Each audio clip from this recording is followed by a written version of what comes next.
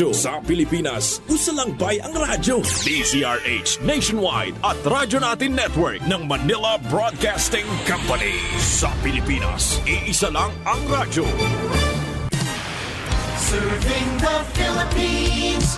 This is MBC Media Group's Radyo Natin Nationwide, a member of the KBP. Radyo Natin Nationwide. Anya na ang programa sa radyo nga muhatod kaninyo og eksaktong serbisyo. Serbisyong totoo para sa tunay na pagbabago with Governor Gerard Roger Espina. Ang programang sa katawhan mo serbisyo. Serbisyong totoo para sa tunay na pagbabago with Governor Gerard Roger Espina. Kauban sila si George Manco, Jean Sanjorjo o Eli Sabitsana. Serbisyong totoo para sa tunay na pagbabago with Governor Gerard Roger Espina. Matag Huwebes, alas 11 hangtod sa alas 11:30 sa buntag, dinhi lamang sa Radyo Natin FM. Okay mga kaigsunan, may buntag na sa ninyong ganan. Anihan na usab kita ni ining atong 30 minutos nga programa pizza 13 ning bulan sa Hunyo. So ako lang yang obni ninyo ni ining atong pagahisgutan karong buntaga. Okay, mayong buntag na usab. Welcome na sa atong tulumanon karon na hinautuntang inyo kining pagasundon sa ngalan ni Governor Gerard Roger Espina ug sa atong PIO head Attorney Edegano, kining inyong alaga Jean Sanjorjo, makig-uban kanyo sulod sa tunga sa takna ini atong tulumanon. Good morning mga biliranon. Ingon man sa atong 8 ka mga mayor sa lungsod ug atong mga staff sa atong Provincial Government Satellite Office sa Tibok Probinsya. Good morning. Kini si Eli Sabitsana. Okay mga kaigsunan, dili na to lang ato karong hatagan o gamay nga balik tanaw sa atong mga gisgutan sa una. Kunya ato nala pong niatay gist kunyang taon-taon. So ato nala pong siya kunyang ipasulod. Yes. Atong naibawan Sir George ug Sir Eli katong June 10 ang inauguration sa ikaduhang Balay Biliranon. Meaning instead nga usa sa una nahimo na kining duha and of course mo-increase ang atong capacity sa atong Balay Biliranon. So ang kapasidad yun atong unang balay ngani gitawag naman na karon og ang atong primero nga balay gitawag og Balay Biliranon Panamaw. Yes. So may identity na kung asa ka nga balay sa number 1 ba o number 2 na anay pangalan. So ang atong gi-open ni atong Pizza G's, ang ikaduha ginganlan na siya og Balay Sayaw. Yes, Balay Biliranon Sayaw. So ang capacity Sir George ug Sir Eli from 20 nahimo na kaning 40. So dako na ang kapasidad sa atong Balay Biliranon karon and we are very thankful sa atong Governor Gerard Roger Espina sa pag himo ni mga proyekto, very unique project og daghan kining natabangan nga mga biliranon. Magyud nga deserve kayo sa atong probinsya nga nagyud ta ditoy kahigdaan ug wa na tayo padungan dito magbantay. Nya dili ta pareha sa ubang probinsya nga na bangketa lang sa asiras sa side ng hospital maghapin lang og karton. So very well deserved. So nay nangutana sa ako Sir Eli, Sir Jean. Akong taga-biliran siya. Namanggoy uban nga nag-duty dito kanang naa dito nagtrabaho ba sa IBRMC. Mag-ulian siya og adlaw-adlaw. Ulian pero in kaso nga dili siya makauli, isang empleyado siya dito sa IBRMC, pwede ba siya dito sa Balay Biliranon? Sa atong polisiya, pwede kayo Sir George. Kanang kay na-stranded man siya tungod sa mga kakulian, wa siya ka uli dayon, maybe wa kasakay, nabiyaan sa van or lain ba ang panahon. So pwede kaayo siya kay kanang balay biliranon gihimo kana alang sa mga walay mapuy-an dito in case of emergency nga panghitabo mas stranded ka dito sa siyudad sa Tacloban. Okay ra siguro na siya nga sitwasyon. Pero kung nagtrabaho ka dito, dili ka pwede nga adto ka permanente nga mo puyo. Yes, emergency. Ani mo kana pang emergency lang nga paginanglan. Pwede siguro taga dinhi sa Biliran, probinsya sa Biliran, pero tuwa siya dito nagtrabaho sa ABRMC. Pwede siguro kay taga Biliran man. Pero dili siguro permanent kay para intended man gina siya para sa mga pasyente o nya katong mga nalangan dili maka yes. Naguwat sa schedule. Kay Silvi ang iyang ipasabot sa katong nag-chat in kaso kung mabiyaan ba siya sa van, permi man siya mauli og biliran after sa duty. Pwede ba kuno nga temporary? Pwede kaayo sa atong palisiya. Okay. So, ang atong kuan basically ang atong balay biliran is designed gyud sa mga nagbantay sa mga pasyente dito sa AVRMC. Ang iyag yung pinaka main purpose nga maoy nakaaghat sa atong batanon nga governor pagtukod ni ng maong proyekto kaning balay biliranon. Kay nakita niya ang kalisod sa atong mga kaigsunan nga mga biliranon nga adunay mga pasyente dito sa AVRMC wherein nga usahay maglatag na sila karton adto sila mohigda sa mga labi sa AVRMC. So base sa atong pagpropangutana ba sa mga atong mga kaigsunan labi na ang mga lumulupyo dito sa dool gyud ani nga balay. Hinon sila dito dili gid sila pulos nga taga dito sa Tacloban. Gani sa pag-adto nato nangutan ganatudlo kita dayon no kay murag known na gid kayo ni nga balay bilirano onya ang ila pa yung reaksyon moingon pagid sila nga mas maayo ang taga biliran kay naag gipahimutan gid nila ang mga pasyente o ang mga bantay sa pasyente giyatagan gid nila kasayon. So daghang kayong mga provincial nga siguro sa pagkakana karon nga murag nagsikad-sikad na pud sila nga ilang sundugon kay maayo maka hatag yun og kadasig og makahatag og dako nga serbisyo sa atong mga kaigsunan. Tinuod kana kay kanang atong mga kaigsunan nga biliranon nga kanang wala gyud kapuy-an didto dako kini kaayog tabang sa atong mga kaigsunan. And proud kay ta nga gikan sa 20 bed capacity nahimo na kaning karong 40 bed capacity with duha ka mga balay, ang balay biliranon Panamaw ug balay biliranon Sayaw. So identified kung muadto ka dito sa Tacloban ayaw lang yung kalimting atong mga bukid dire. Mount Panamaw ug Sayaw. So kung mangutana nga si Mr. Kwan asa nagpuyo ang nasa balay biliranon Panamaw. So at least nga may identity ang kanang atong mga balay dito sa balay biliranon.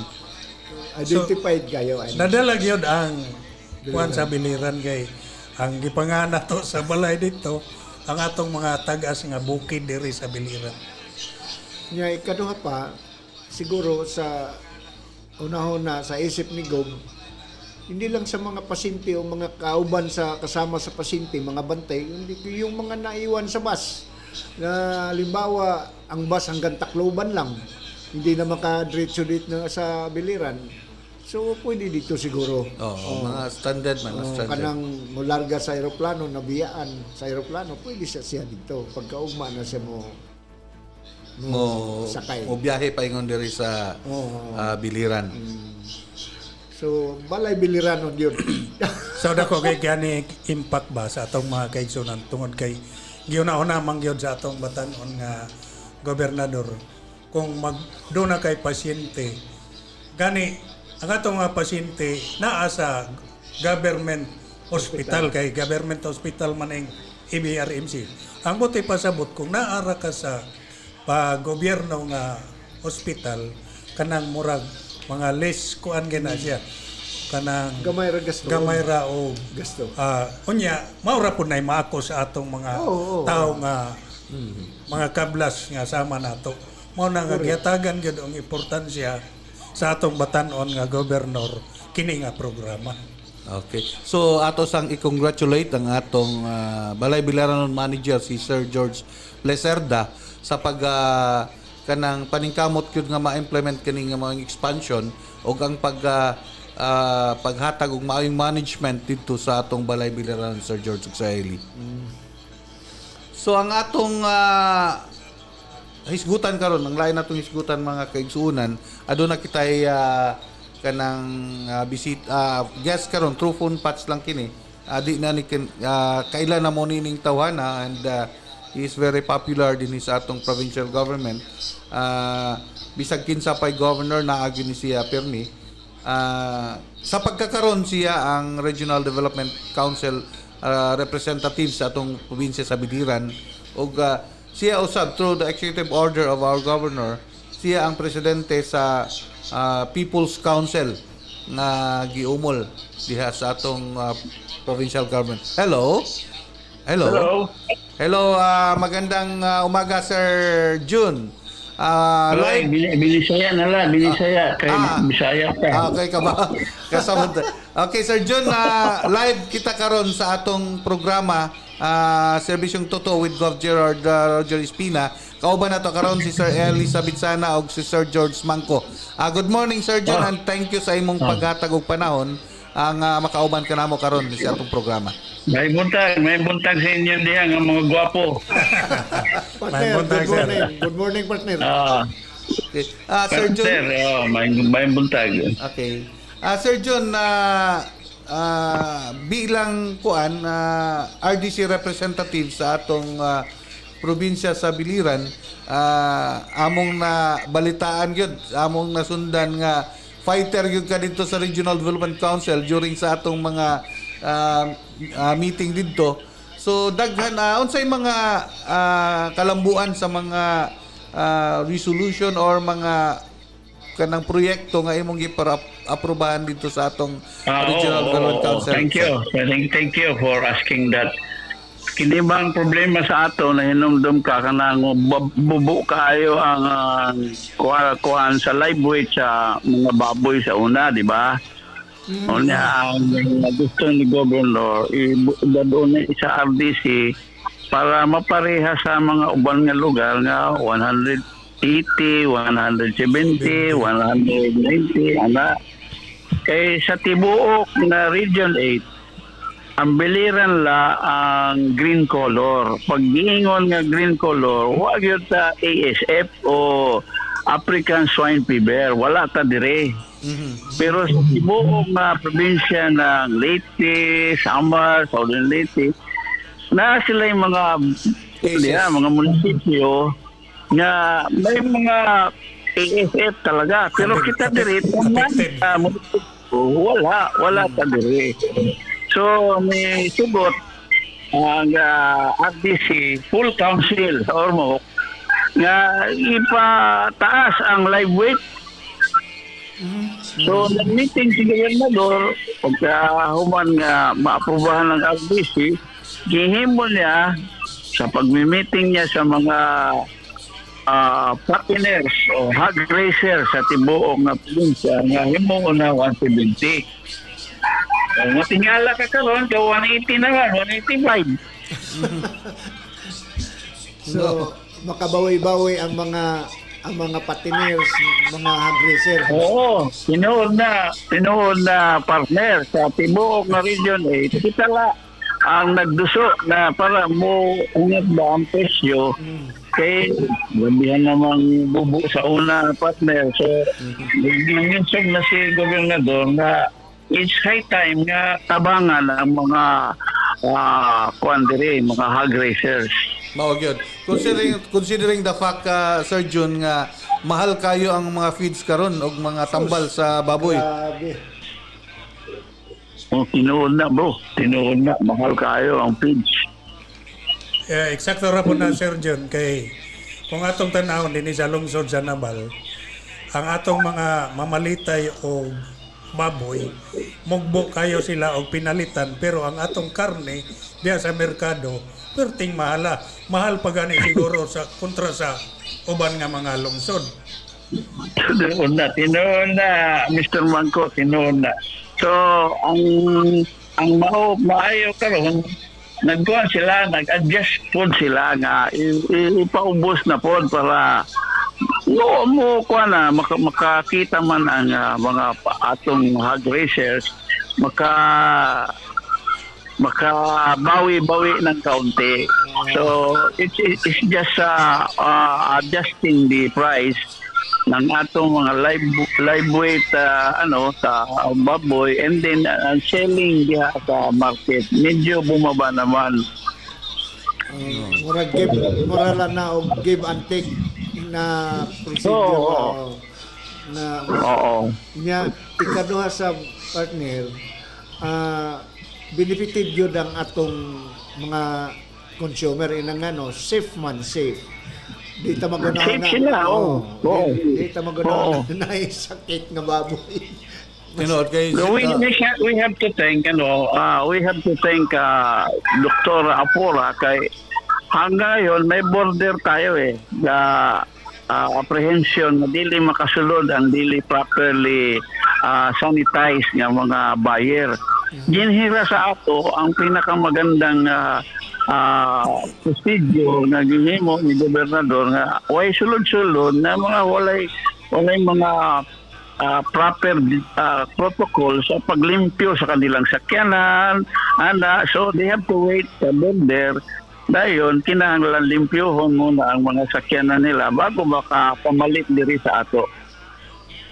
Tinood ka na. So at least nga ang atong hog racing industry din sa atong probinsya sa Biliran, murag maayo ang kaugmaon, and I hope nga kanang ma-implement gyud kini nga mga hingyap ninyo nga imong giduso dito sa Regional Development Council, Sir June.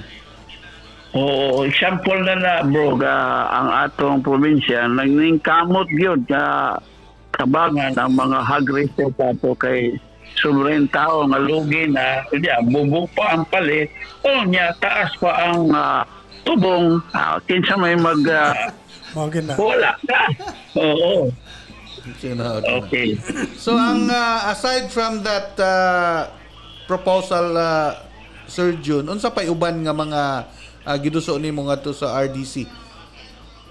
Katong BIPSO nag-propose sila nga kung pwede tabangan ng Regional Development Council ang BIPSO nga mapadali ang pagbukas ng maritime force diri sa ibalik.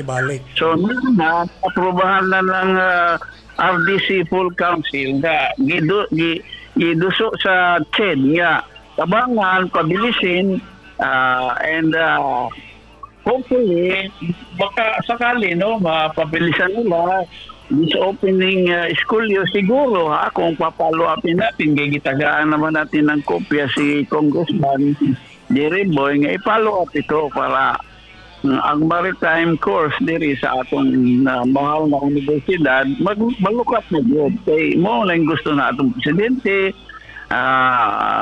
Mr. Dr. Vic Cañeso o atang mga ginikanan diri kay imbis na mga sa Palungkod o Cebu diri na lang kay dati man ang mayroon diring maritime course. Tinuod ka na. Kaya in fact, daghan na mga kaigsunan nato nga ni-graduate diha sa NSU sa una nga atuan na sa kanang nagsige abroad sa seaman na. That is correct. In fact, I appreciate higatangan nga halos karamihan dito nga mga marino graduate ng maritime diri sa BIPSO. So it helps really improve the municipality, the barangay, at saka nakakatabang talaga sa pamilya kay instead na lumayo mag-aral sa malalayong lugar, ari na lang sa ato sa Nabal. Kay dili sad nato ikakuan sad, sir, nga ang mga produkto diha sa BIPSO sa maritime gani na karoy mga tagas, mga dagko na o mga ranggo dili nato ikauaw kay maayo ang atong mga produkto gikan sa Bibso. So sanglit nagmaguskanon ta paghangyo nga unta aprobahan na ni Satched nga mabalik na kini nga sana. We have to pray hard and work hard nga katabangan ni Congressman nga malinawan na ng utok ang mga taga-Ched nga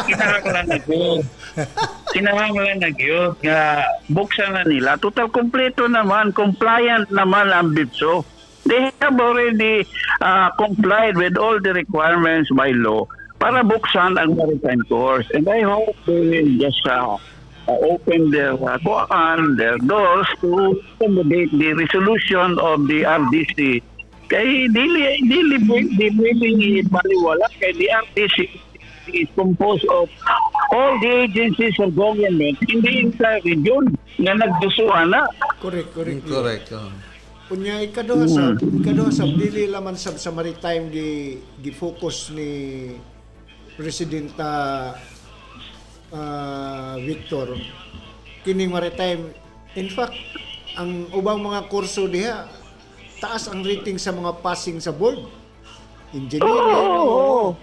So, muna nga paningkamutan yun nga kanang maritime nga course diha ma-aproban yun sa Congress. Yes. Sana. Let's pray hard for by the way, Sir June, congrats di ay sa imuhang pagkapili sa base executive order sa atong governor as president sa People's Council sa atong probinsya sa Biliran. So dako kayo kinig impact kay baw mi sa imong katakos kanang based sa mga organizational kanang mga experiences nimo, Sir June. Ay, nakuto kayo. Trabaho na. Basta inutusan tayo. Follow the order. Diretso ta.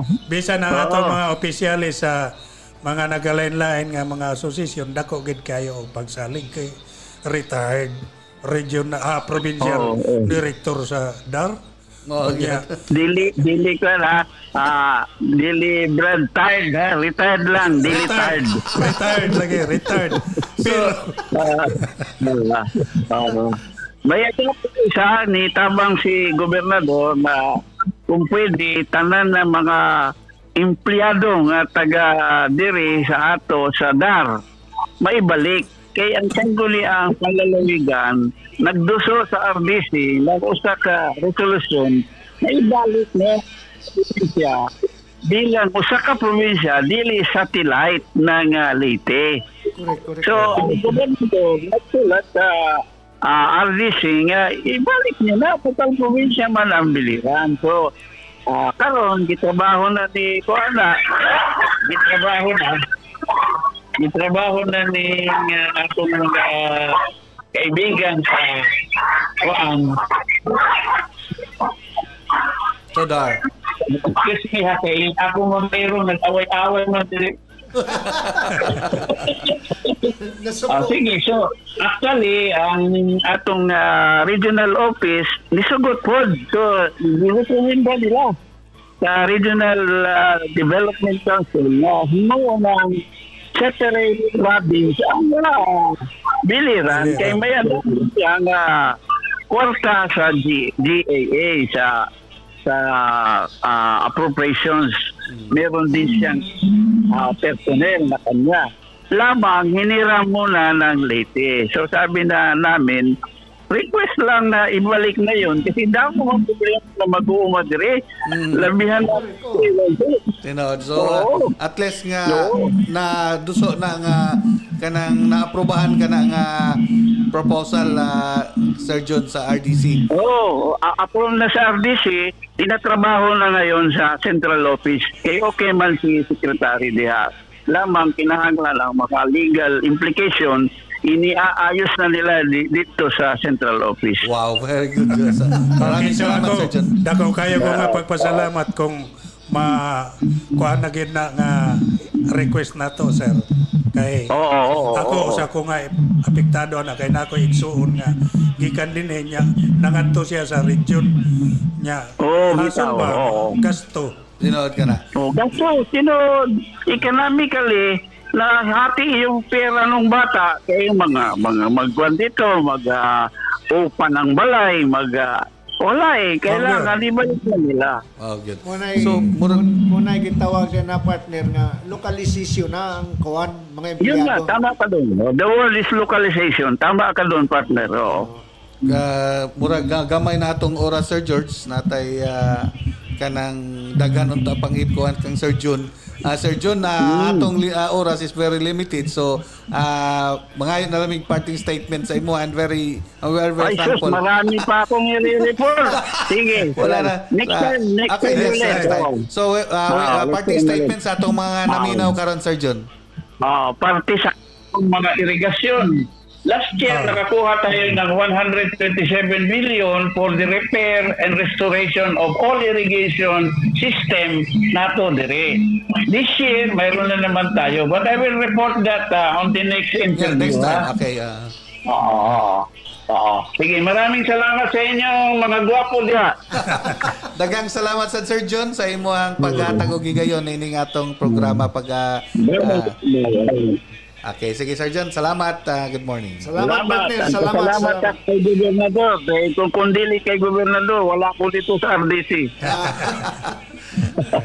Salamat. Okay, sige Sir John. Ato dayang lakbitan Sir George ug Sir Eli katong atong umustahan ni adtong miaging adlaw. Martes nga adlaw dito sa Kawayan. Ang atong mga federation officers sa mga senior citizens associations kada barangay giadto gyud sila ni Governor Gerard kay supposed to be miadto na sila sa opisina ni Governor mihangyo nga audience sila kang Governor Gerard apan miingon si Gerard nga dili na kinahanglan mo anhi mo sa Kapitolyo kay daghan sila daghan og may mga edad na sad nakita ni Governor maglisod in town ng atong mga kaigsunan so mao na nga schedule sila niadtong Martes. So dito tang tulo during sa kamaong kumustahan and it's very fruitful.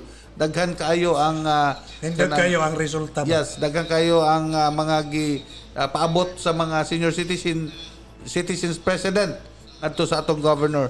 Ug pasalamat kita sa atong Federation President Teresita Atuel ug sa atong USCA head dito sa Municipality of Kawayan Sir Felipe Vidal og sa atong mga satellite officer satellite personnels nga ato dito through Ma'am Corso Janet Corso. So daghang kang salamat and ato tong hikayon ang katong inyong mga requests ngadto sa atong provincial capital. Katong gi-promise ni Gob sa inyo. Yes, sigurado 100% moabot na diya sa inyo. Okay, so dahil lagi na ito kapong napupos na ang atong 30 minutos nga oras. So, maingon na lang mi, atangin na lang mi sa sunod pa nga mga programa kay daghang patag mga kasayuran, mga serbisyo nga atong dalit kaninyo. Kining inyong higala sa kahanginan, Boy George Manco, maingon kaninyo. Elizabeth sana po. Salamat. Yes, kini usab ang inyong higala sa kahanginan Jean Sanor sa ngalan sa atong Governor Gerard Roger Espina ug sa atong PIO head Attorney Ed Igano, kami manamilit na kaninyo hantod sa sunod higayon sa samag gyapong takna og istasyon mayong buntag kanatong tanan.